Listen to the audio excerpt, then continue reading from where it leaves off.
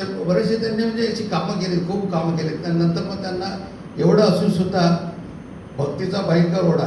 शनिवार म्हटलं की आमकाच त्यानंतर दर्शन होणार आणि साहेब त्यांचे 6:15 म्हणजे 6:30 पासून ते असायचे आणि त्यांचे भजन ऐकायला आम्ही आवर्जून मी तर यायचो.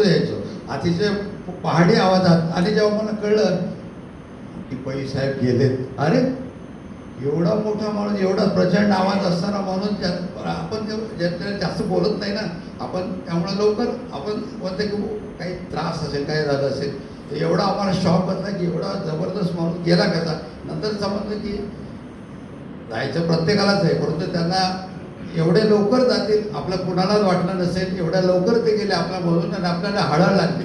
परत त्याच्यानंतर एक 5-7 वर्षापासून त्यांनी RSSमध्ये, मी स्वतः RSSमध्ये काम करतो, त्यामुळे त्यांनी RSS ते होतेच पहिल्यापासून, त्यांना सगळे माहिती होते. ते नमस्ते मी आलो की म्हणायचे क्या बिरारी नमस्ते सदा वत्सले.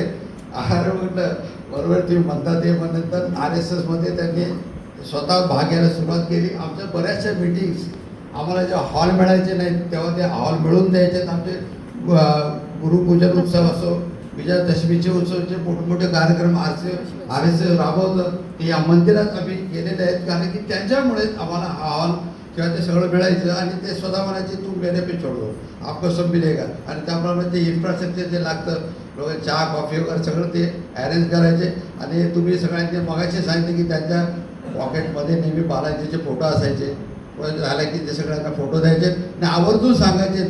नवीन जे कंपनी, नवीन जे मुलं यायचे रोज इथे यायचं, म्हणजे रोज शनिवारी तरी यायचं आणि प्रसाद घेऊनच जायचं. व प्रसादची सुद्धा त्याने लॉंग फॉर्म सांगितलं. प्रसाद म्हणजे प्रत्यक्ष साक्षात दर्शन, प्रसादचं फुल फॉर्म ते सुद्धा सांगायचं. तेच घेतल्याशिवाय कोणी जायचं नाही. आणि इतकं नेहमी कळकळ मंदिरात प्रत्येकाने यायला पाहिजे आणि प्रत्येकाने आपल्या धर्म वाढवला पाहिजे. आणि महिन्यापूर्वीच आमचे सगळे लोक बसलेले आहेत, आम्ही त्यांच्या घरी मीटिंग ठेवली होती. आम्ही असं ठरवलं होतं की प्रत्येक महिन्याला एकाने कुठल्या तरी मंदिरात जायचं आणि तिथे जे RSSचे धर्मजागरण करतं, त्या संस्कृतीत आपली कशी वाढली पाहिजे, देशसेवा कशी वाढली पाहिजे, त्या संदर्भात असे जे आपल्या समाजातले नामांकित लोक आहेत त्यांना बोलवायचं आणि ते नवीन मुलांपुढे सगळं सांगायचं. असं आमचं ठरलं होतं की बडे आम्ही पहिला मीटिंग ते त्यांच्या घरातच झाली. महिना झाला असेल, महिना सव्वा महिना. तर आमचं ठरलं की नंतर आमच्या आता दिलीप साहेब आले नाही. नंतर असं ठरलं की असं आपण रोटेशन करूया. आणि आमच्यावर ही वेळ आली की ज्यांनी असं ठरवलं, ज्यांचं आम्हाला गायडन्स हवं होतं, मार्गदर्शन हवं होतं, तेच आमच्यात आज नाही आहेत. अतिशय वाईट वाटतं, परंतु शेवटी देवापुढे कुणाचं चालत नाही. आता वहिनी कुठे आहे नाही, ओके. तर ते स्वतः इंजिनियर, त्यांना 2 मुली आहेत. एक मुलगी डॉक्टर आहे, गणसोलीला असते, एक मुलगी US ला असते. त्यादिवशी आम्ही गेलो तर त्यावेळेस त्यांची एक मुलगी होती.